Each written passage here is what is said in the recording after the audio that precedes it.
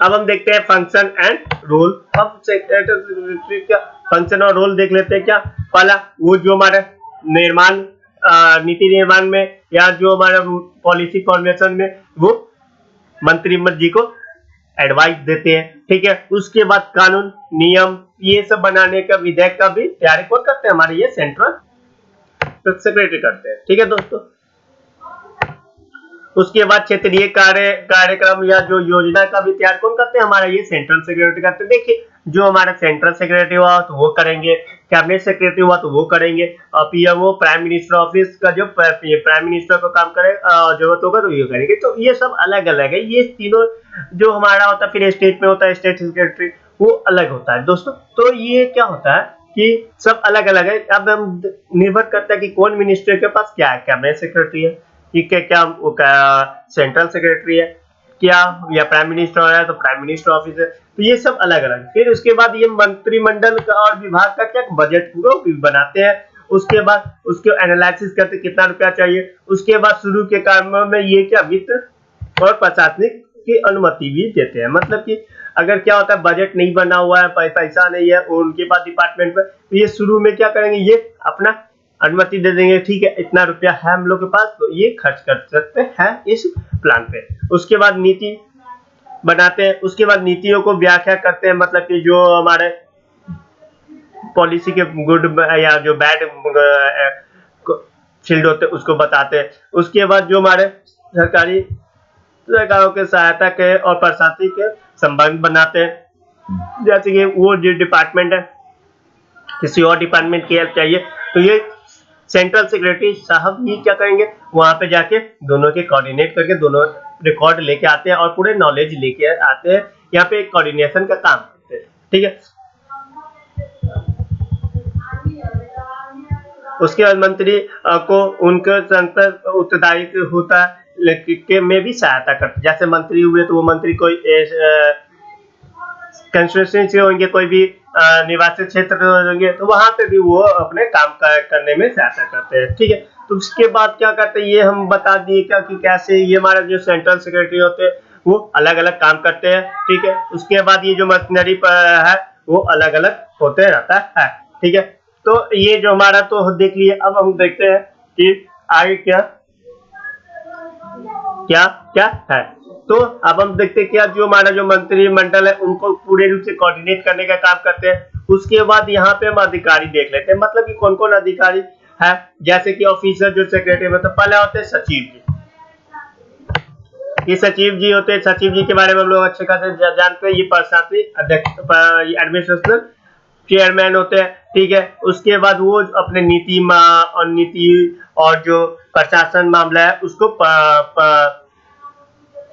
प्रमुख रूप से जो मंत्री जी है उनके साथ ये सहकार करते हैं, मतलब सलाह देते हैं, ठीक है। उसके बाद ये जो लोक लेख समिति है उसके भी अध्यक्ष होते हैं। उसके बाद जो कोई भी सोल्यूशन करना था निदान विभाग होते हैं उसके प्रस्ताव का विचार करते हैं। फिर सोच के अच्छा लगा तो विस्तार को स्वीकृत करते, नहीं तो अस्वीकृत कर देते हैं, ठीक है। उसके बाद जो होते हैं जो हमारे मंत्री जी को कुछ भी हेल्प चाहिए तो सचिव जी डायरेक्ट करते हैं, ठीक है ना। जो हमारे जो सरकारी तंत्र है उसको पुनर्गठन जो गोपाल स्वामी अय्यर जो रिपोर्ट आया था 1949 में, उन्होंने कहा था कि सचिव जी को फाइल को प्रतिदिन नहीं देखा जाए। मतलब कि प्रतिदिन वो देखते हैं तो क्या होता है टाइम टेकन ज्यादा होता है, उसको साप्ताहिक कर दे या 14 दिन कर दे या 10 दिन कर दे।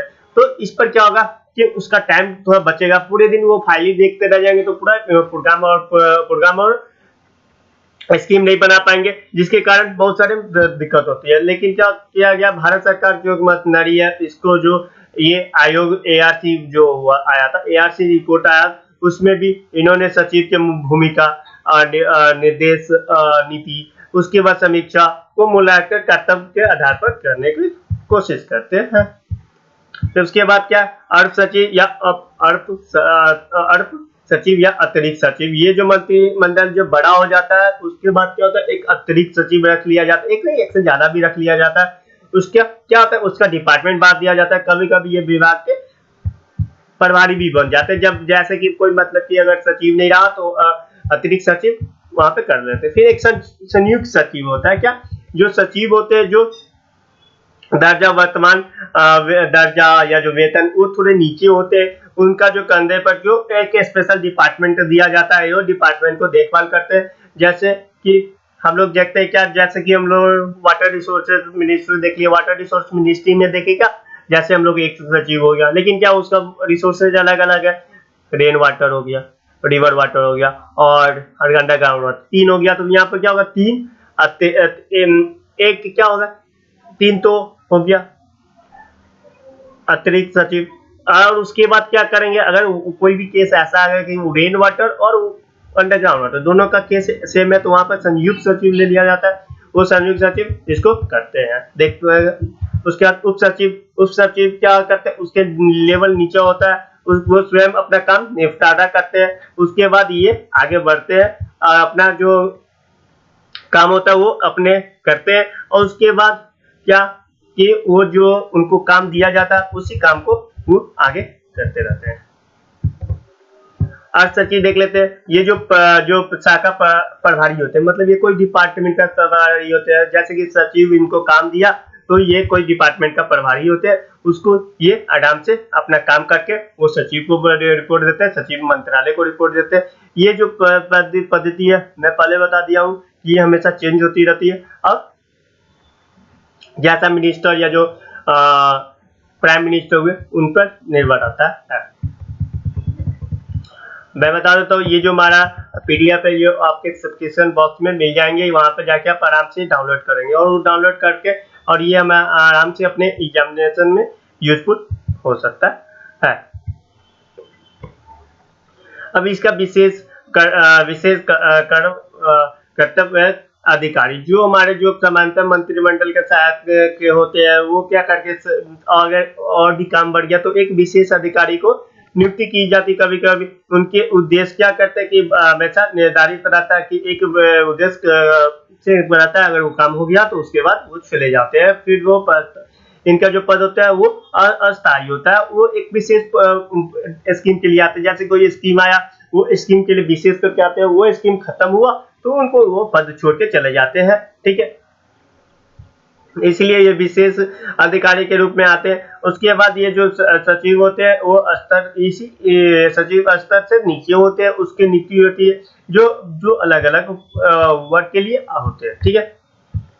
अब हम देखते हैं कि जो उपयुक्त पद है उसके चयन कैसे होता है। जैसे कि ये उपयुक्त पद के चयन के लिए सीनियर एस्टैब्लिश बोर्ड होते हैं, और ये केंद्रीय स्थापना मंडल होते हैं, मतलब सेंट्रल एस्टैब्लिश बोर्ड होते हैं, ठीक है। ये जो हमारे ऊंचे पद के लिए होते हैं। फिर